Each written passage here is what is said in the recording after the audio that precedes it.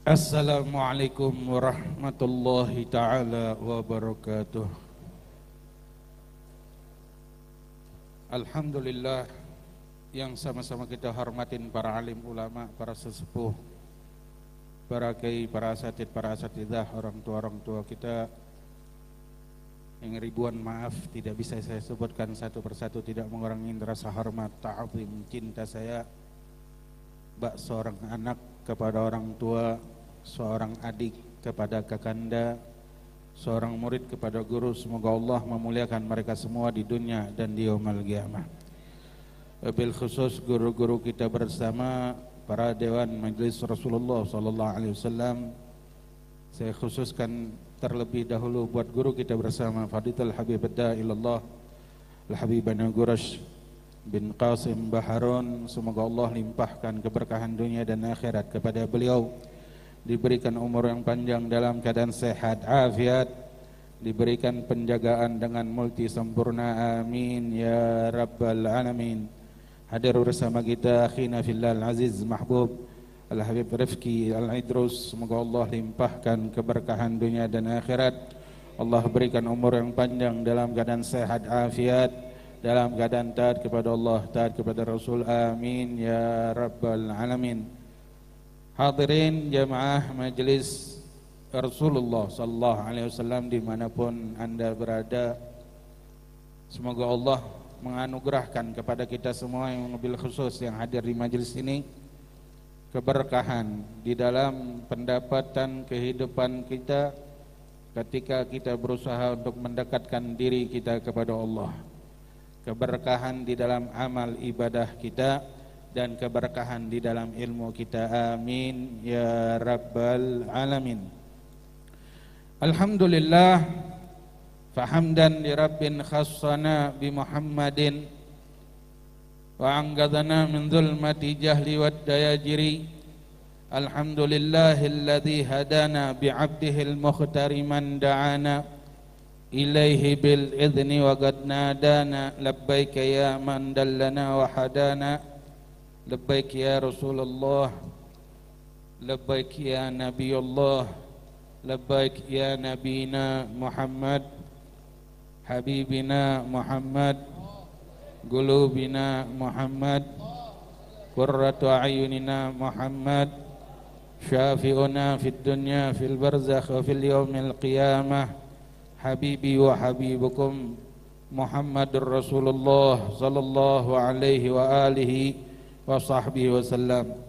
Alhamdulillah, limpahan puji syukur kehadirat Allah yang menganugerahkan kesempatan izinnya kepada kita untuk melangkahkan kaki kita di dalam satu tempat, baitin min buyutillah, rumah dari rumahnya Allah.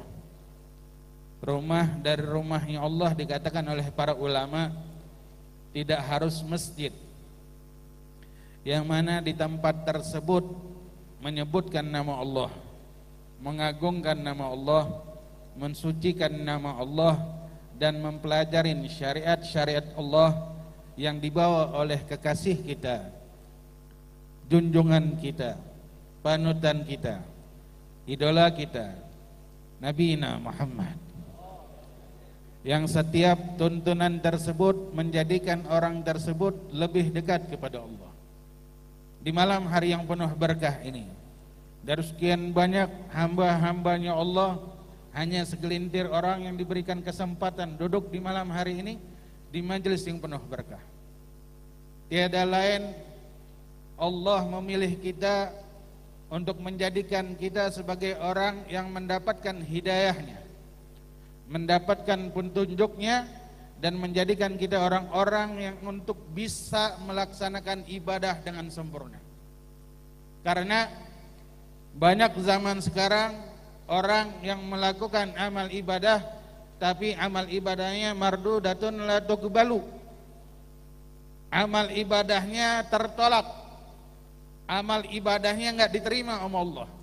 Karena apa? Karena syarat-syarat di dalam amal ibadah tersebut tidak dipenuhi secara sempurna, sehingga amal ibadah yang seharusnya menyebabkan orang tersebut untuk mendapatkan kemuliaan untuk mendapatkan keagungan, untuk mendapatkan ganjaran pahala, untuk mendapatkan kedekatan diri kepada Allah tidak terlaksana dengan sempurna gara-gara ba'du atau sedikit atau sebagian dari amal ibadah mereka tidak mereka lakukan dengan sempurna.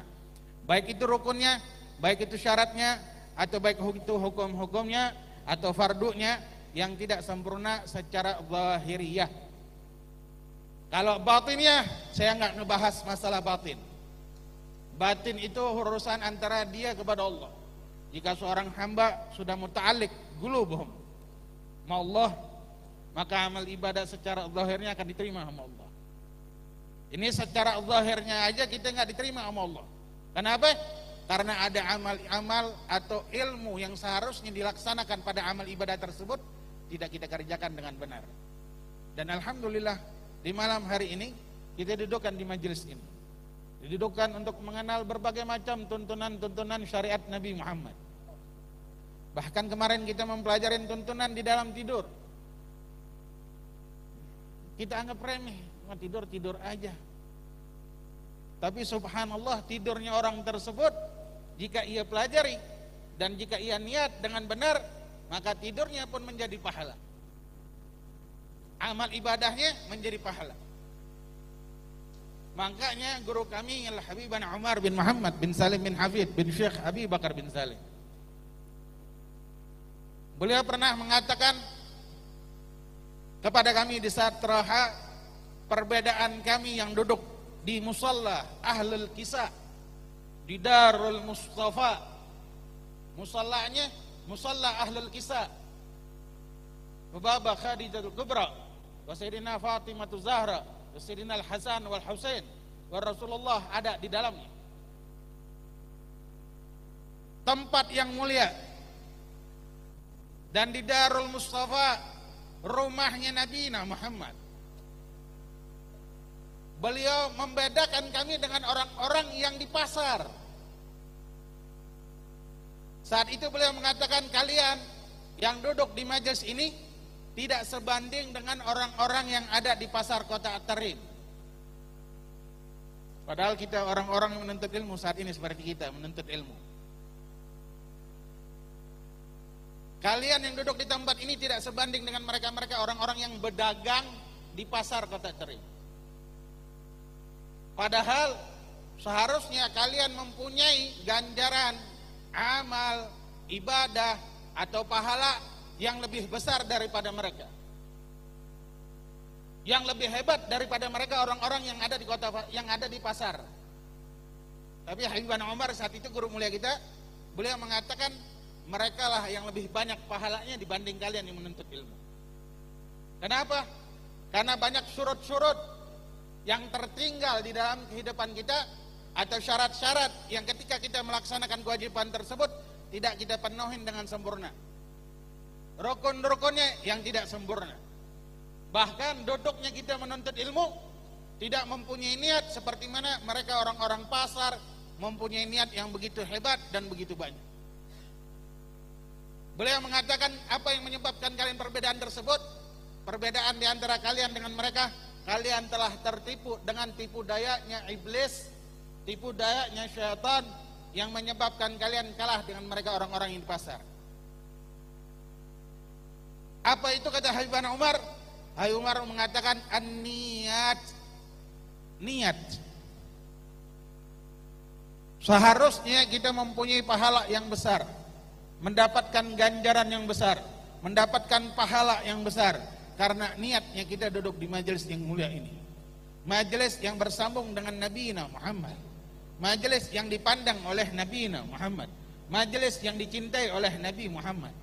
Tapi gara-gara tipu dayanya syaitan, strateginya syaitan menyebabkan kita sehingga lupa akan niat. Dan niat merupakan asas pangkal dari setiap ibadah kita.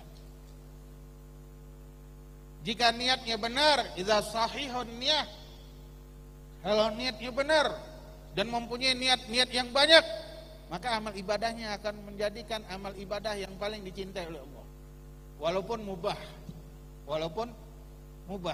Seperti mana kemarin kita pernah dengar juga guru kita Habib Rifki mengatakan tidur kita hukumnya mubah, makan kita hukumnya mubah, minum hukumnya mubah, mandi hukumnya mubah kecuali mandi wajib bagi yang punya suami istri atau yang mimpi atau yang haid, itu hukumnya wajib.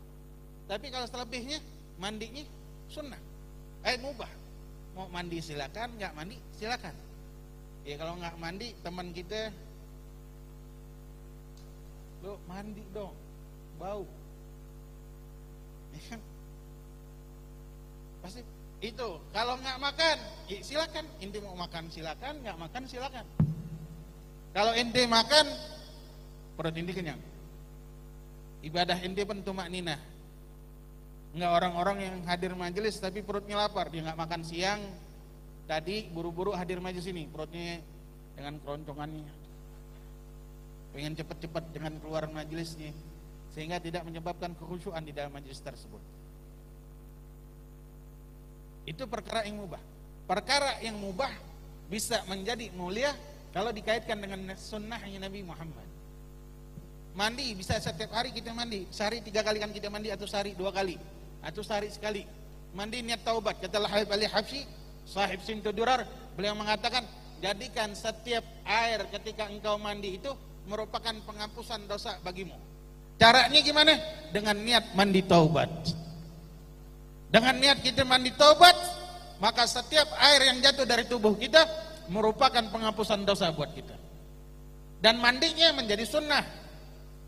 Makan, kalau kita makan untuk meningkatkan ketaatan kita kepada Allah dan menambahkan kecintaan kita untuk menghidupkan sunnah Nabi Muhammad, maka makan kita menjadi sunnah.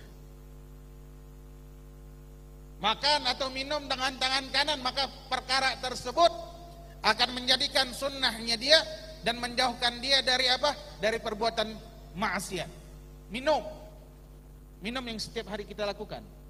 Kata Rasul sallallahu alaihi wasallam di dalam hadisnya, barang siapa yang minum dengan cara pertama bismillah, lalu dia minum, lalu mengucapkan alhamdulillah, lalu dia sebelum dia minum bismillah, dia minum lagi, lalu mengucapkan alhamdulillah, bismillah, dia minum, lalu dia mengucapkan alhamdulillah, maka minumnya ini menyebabkan dia dari perbuatan dosa, menjauhkan dia dari perbuatan maksiat, menjauhkan perkara yang kecil tapi merupakan menjadi perkara yang besar karena niatnya, karena caranya. Makanya Habibana Umar mengatakan, orang-orang yang ada di kota Pasar Tering, mereka mencari nafkah, membuka tokohnya mereka dengan berbagai macam niat, yang mana niat tersebut merupakan perkara-perkara yang mulia dan perkara-perkara yang dianjurkan oleh para ulama, dan perkara-perkara tersebut mendapatkan ganjaran pahala yang besar. Makanya kita pun di saat ini tidak sebanding dengan orang-orang yang mempunyai niat yang besar.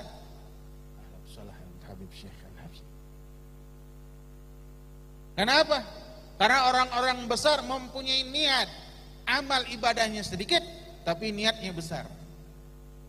Dan kita jangan sampai kalah, jangan sampai rugi.